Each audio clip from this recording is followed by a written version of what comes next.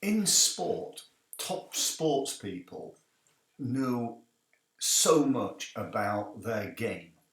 They know the nutrition that they need. They know how many calories that they need.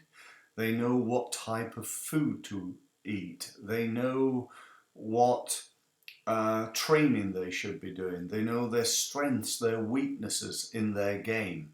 And the analysis now that goes into top sports people is at a level that's never been achieved before. And so what that means is that people can get to higher levels.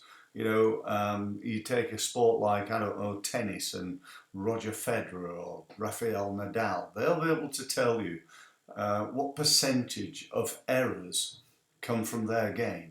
In the Australian Open, that Federer missed, 48 backhands and 22 forehands, and yet hit, 98 forehand winners, and so on and so forth. So they'll have a massive understanding of exactly where they are in their game, and that could be over the last year, it could be in the last month, it could be in the last tournament, or it could be in the last match, or even the last game.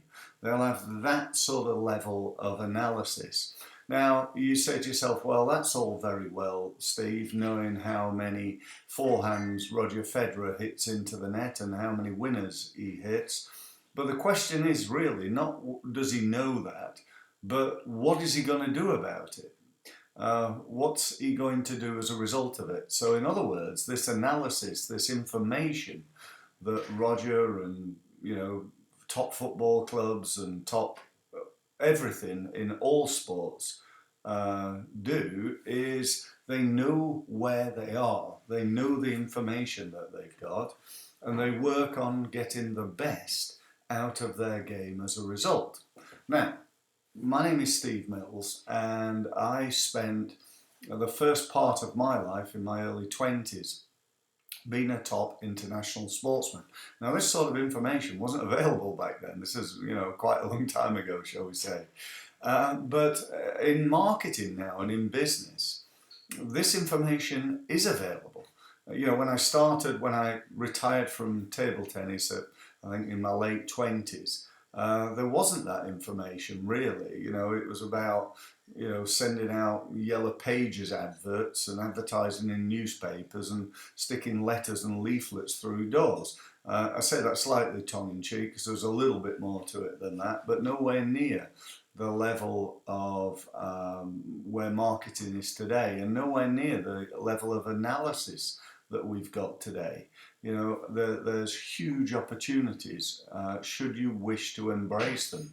But the biggest problem that I find with small businesses is who I work with is they don't have time for all this. They don't have time even to learn how to do it. So they live in sort of, I don't know, it sounds awful, but ignorance of the true potential that is out there. I hear people all the time saying, well, I'm on LinkedIn, Steve, but I don't use it, or I don't know what to do. Or, we've got a website, but it doesn't win us any business. And when we look at why is that, why does that website not win any business? It's because there's no marketing going into the website, so nobody's looking at it. And even if they did, it's such a poor website in terms of conversion, which is the only thing that matters truly. I'm not saying it looks bad. It might be designed nice by a good designer. It might even have decent words, but if it doesn't convert, what's the value in it? There isn't one. And so these sort of things are really, really key. Now, the purpose of producing this video really ultimately is about I'd like you to consider working with me. I'd like to help you. I know I can. I've spent quarter of a century now helping small businesses with their marketing and sales actually as well. And in that time, I've worked with thousands of businesses in hundreds of different industries. But do you know what? There's only about 20 or 30 things that people are doing wrong.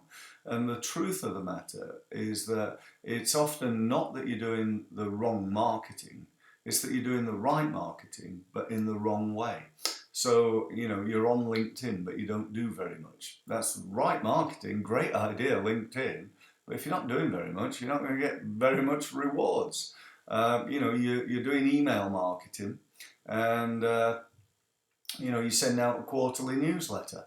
Right marketing, wrong thing to do. You're doing Google pay-per-click advertising, and you've never done any training in how to do it. You've just stuck some money into Google and hope that you'll have got it right the first time. And you might as well take that money and stick it down the loo, really, for what chances you've got of it really working and being effective. So, as I said, I've spent 30 years doing this. I've spent, I don't know, 20, perhaps 30,000 hours learning from the best marketers in the world.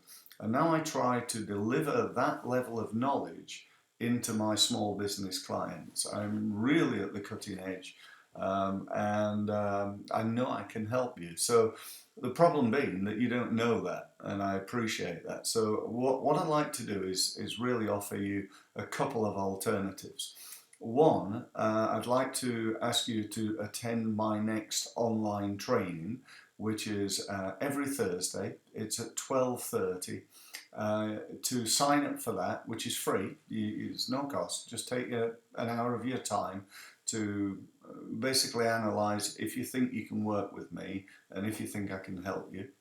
And to sign up for that, go to www.stevemills.co. That's .co.